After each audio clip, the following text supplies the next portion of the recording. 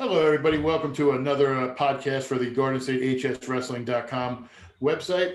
Near fall, back points, whatever you want to call it. Donald J. Brower, keeping you updated. Obviously, we didn't do anything last week. I hope everybody enjoyed the MCT one we did a few weeks ago. Had a cousin of mine pass away, so it was kind of a little hectic. Couldn't make the time. Got a little crazy things going on, but we're back. We're focused, and we actually have some news. We're getting close to the season. Most of the schedules, if you go to the website, click on any of the upper areas, we have, would say about 95% of the schedules up. Still waiting on a few here and there. We're going to get those up. Hopefully, we're the weekend of Valentine's Day. Hopefully get them up here in the next week as we head towards the first week of practices on March 1st. So we'll see how that goes. Exciting news. USA Wrestling has come out and said that if the NJSA does not want to do a state tournament, they're going to step in and help out, which is great news for anybody who wants to see a postseason. We don't know. The NJSA hasn't made a final decision, but at least we got some sort of backup. Great plans, great idea. For everybody else looking, I know we're going to switch subjects here a little bit for the videos. Everybody knows I do my in-depth preview videos. I've been asked by a few schools just due to the situation with how everything's going with COVID as such. We're not going to be actually doing live interview videos. What we're going to be doing is they're going to be videos of different things for the school and kind of my outlook on each team. So it'll be exciting and a little bit different. Want to thank a sponsor as well, Dan Warnikoff, Champion Athletes. As we go into this grind, you're getting closer to the season. You want to get in better shape. The man you want to talk to, Dan Warnikoff. His athletic programs, as far as food and nutrition, is proven. Del Barton uses it. Many top wrestlers use it, not only in New Jersey, but around the country. Dan Warnikoff is a proven winner. So go to championathletes.com. He's the man you want to talk to. Dan Warnikoff, that's the way to go.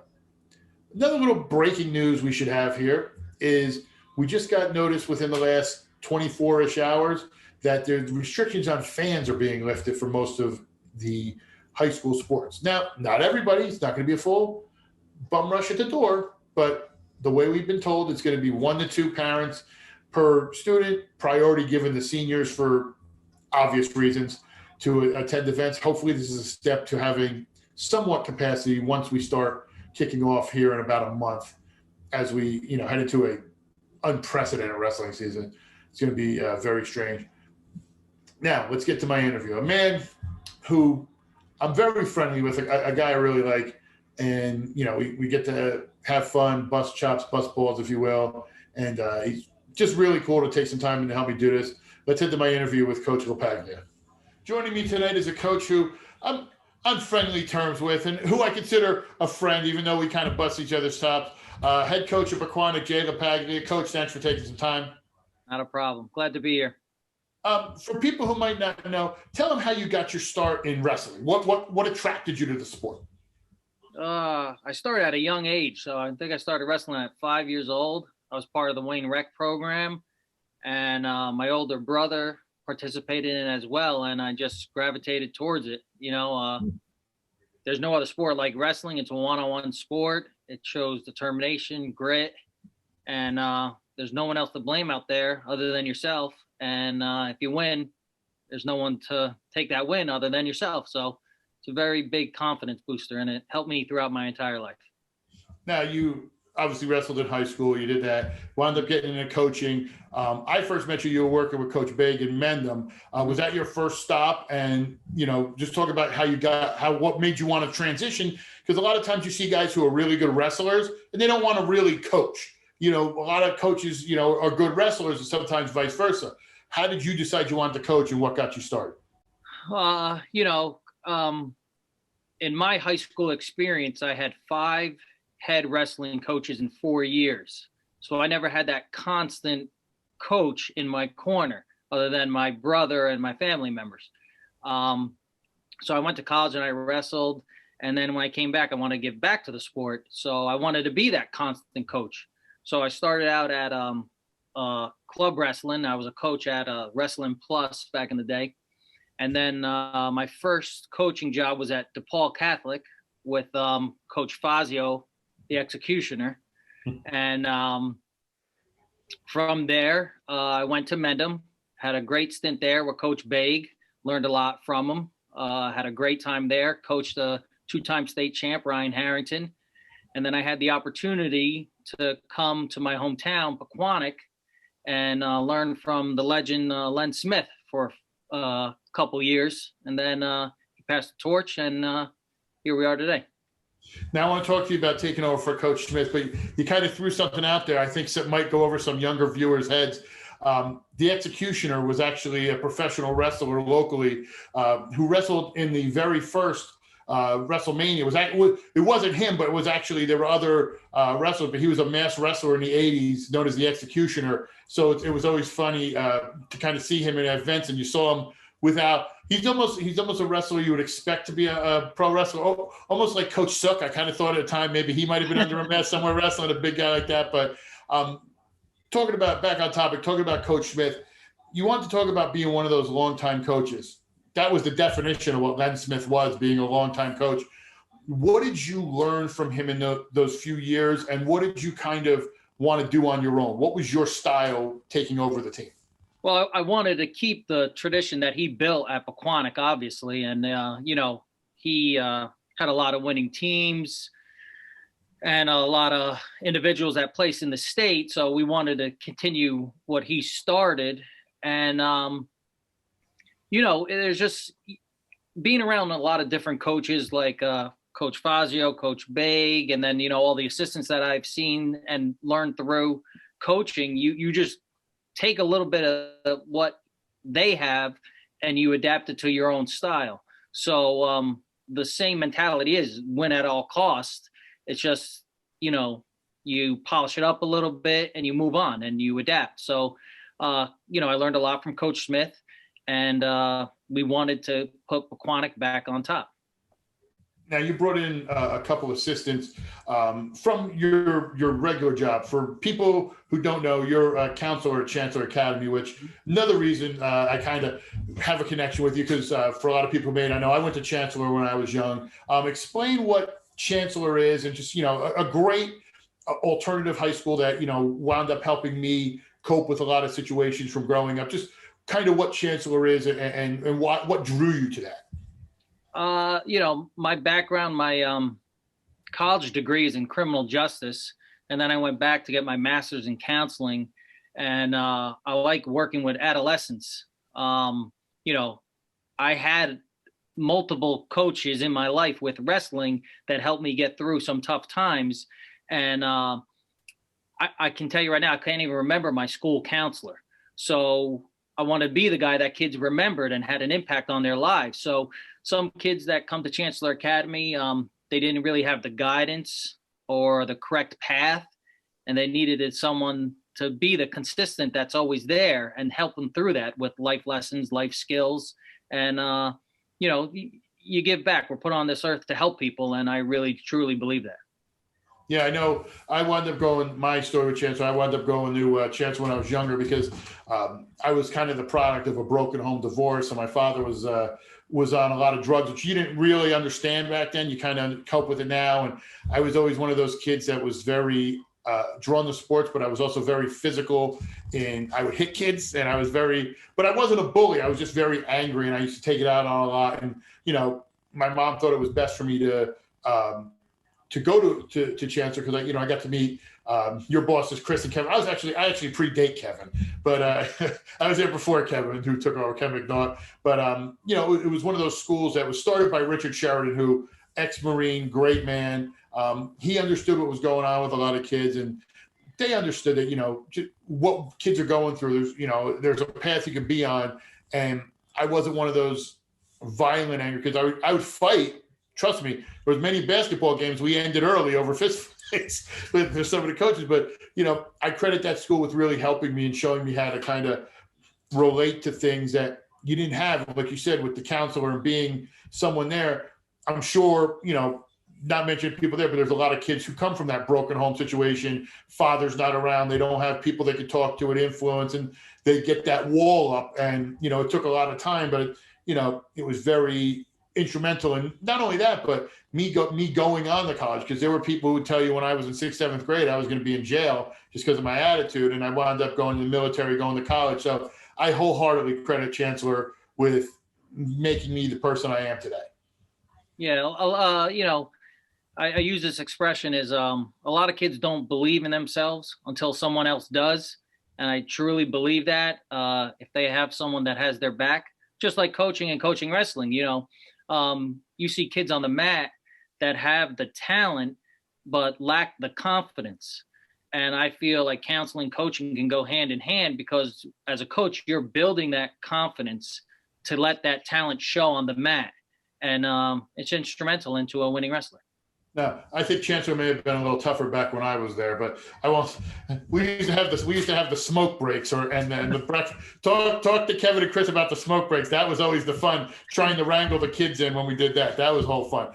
But now switching to this year, you've been a coach here at Pequannock. You've kind of set your program in. You've got some really quality wrestlers who have come in your time.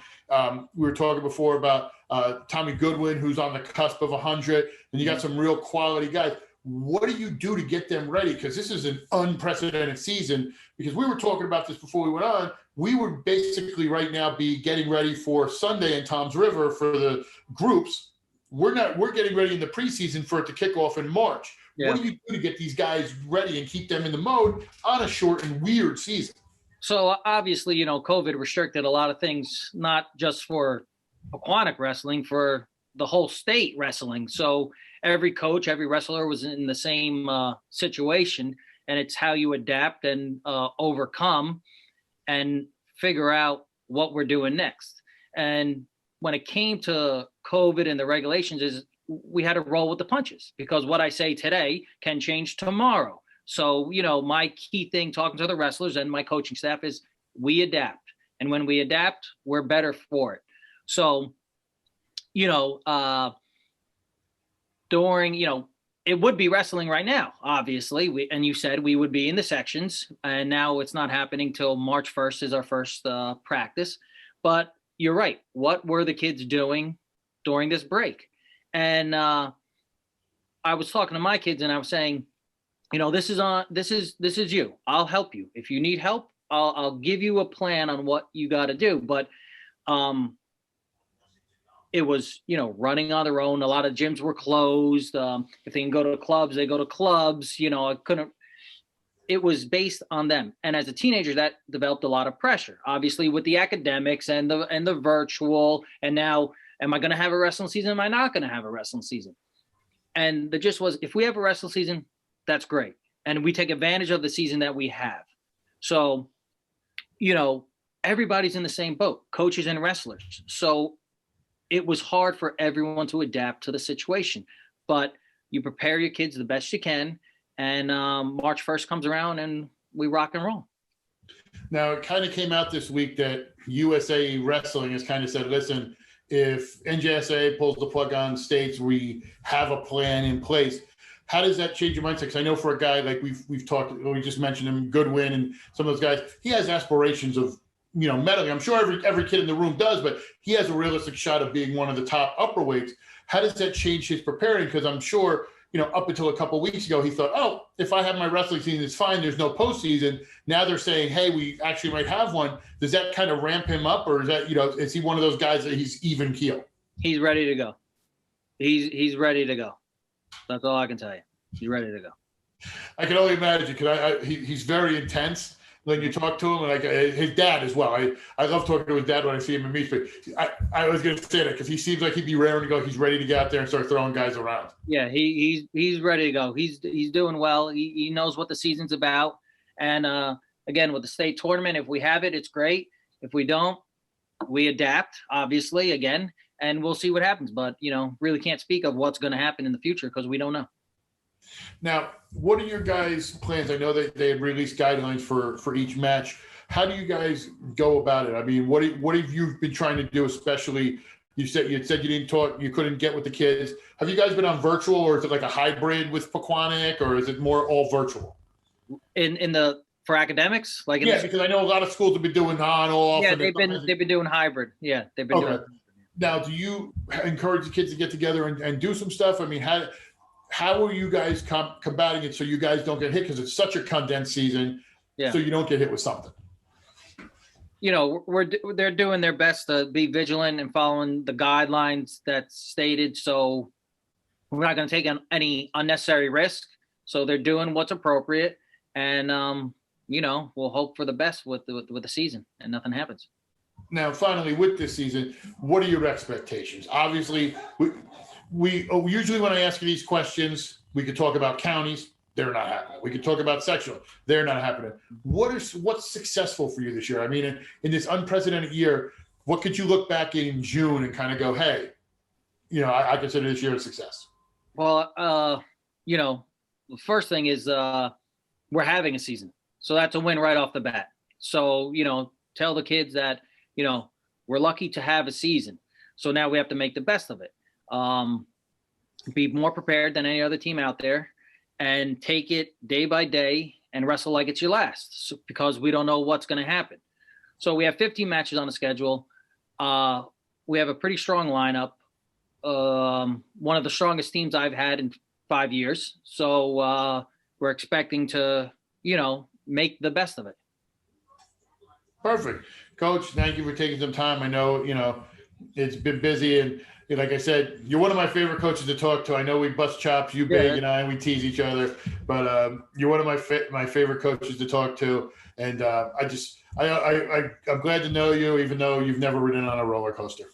I really appreciate you having him here. I would expect to, you know, get a razor though, because that look is not fitting for you. You have more hair on your face than you do on your head.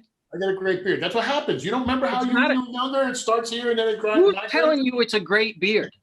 Who's telling you that? Everybody. Yeah, then they're lying to you. That's why we get along, because I tell you the truth. Jared, my podcast guy, swears by it. He's trying to grow one like this. I'm his facial hair idol. Shave it.